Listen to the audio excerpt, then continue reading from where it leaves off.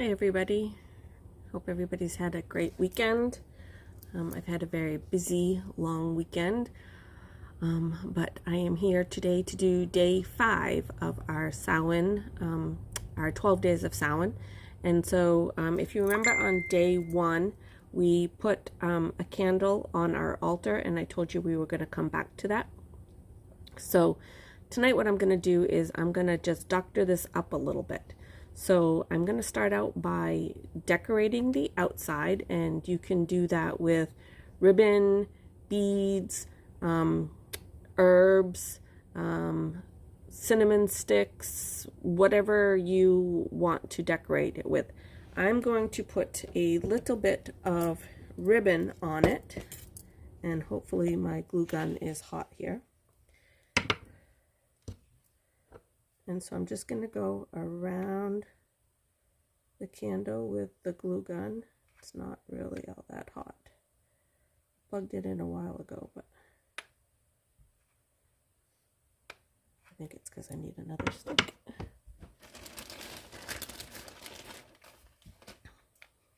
Alright, let's try that again, because this is going to already be drying.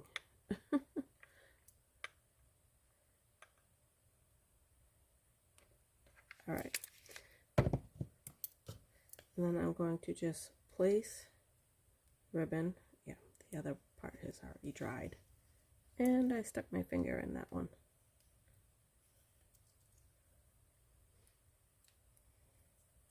That's right. If it's already dried, you can just lift it up and just use the tip. You don't need to add more. Just use the hot tip to melt it back down again. And if I have to, I can go back after and touch it up. Alright, because that's not very straight. But that's okay. Waiting for the glue to dry on my finger so I can peel it off.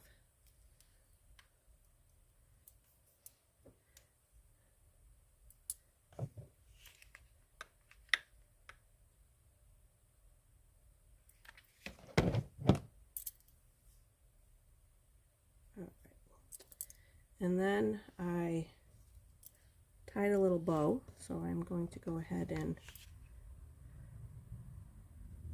I don't know where to use the front. My ribbon is very crooked.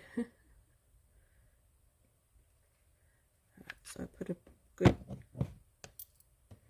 big clump of glue right there, and we're going to stick the bow on there.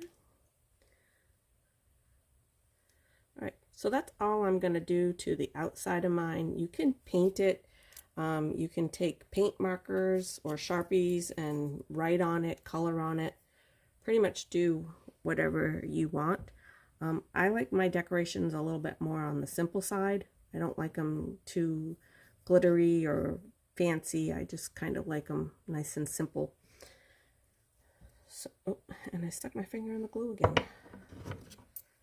Alright. So from there, I'm going to unplug the glue gun, and from there we're going to pull out our hair dryer.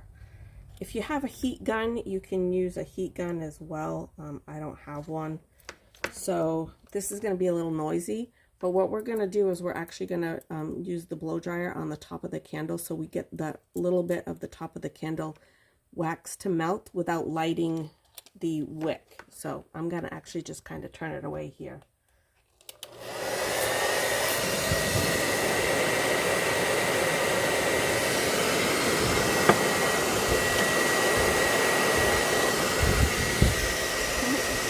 Pulling everything else around.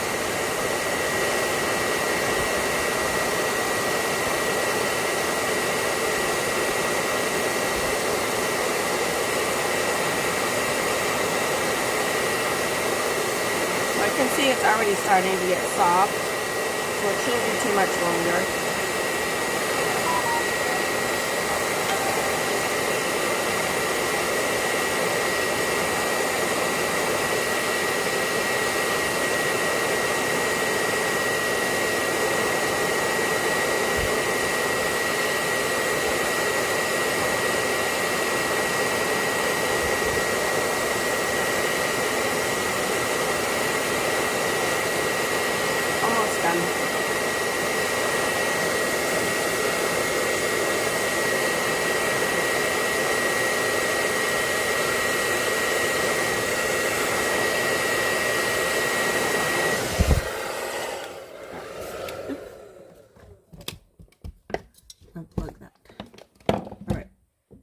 So what we have now is the top of the candle is hot, but the wax is a little soft.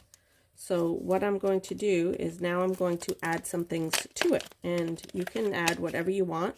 You can add similar things that we did to the simmer pot yesterday. I'm going to use a few different things. I'm going to use some mugwort. So I'm going to put a little bit of mugwort, which apparently I don't have much left, but a little bit of mugwort.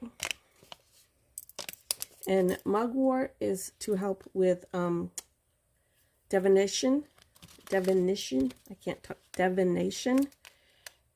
And then I'm going to add, and my candle's already hardening, so I might have to go back in with the blow dryer after, but I'm going to add a few pieces of buchu leaf.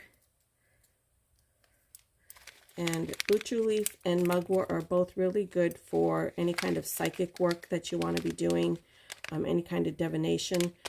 It's just going to help soften you. It's not going to be like getting high, but it's going to kind of just put you in that comfort zone. And then I'm going to put in just a little bit of pieces of tobacco for offerings to the ancestors. So I have a big jar of tobacco. Yes, it's in the skull. But I'm going to just crinkle that up a little bit and put a few pieces of that around as well.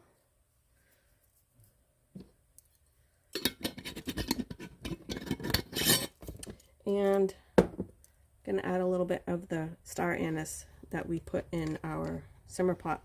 And again, this is really good for divination work. Oop, I got a lot of it.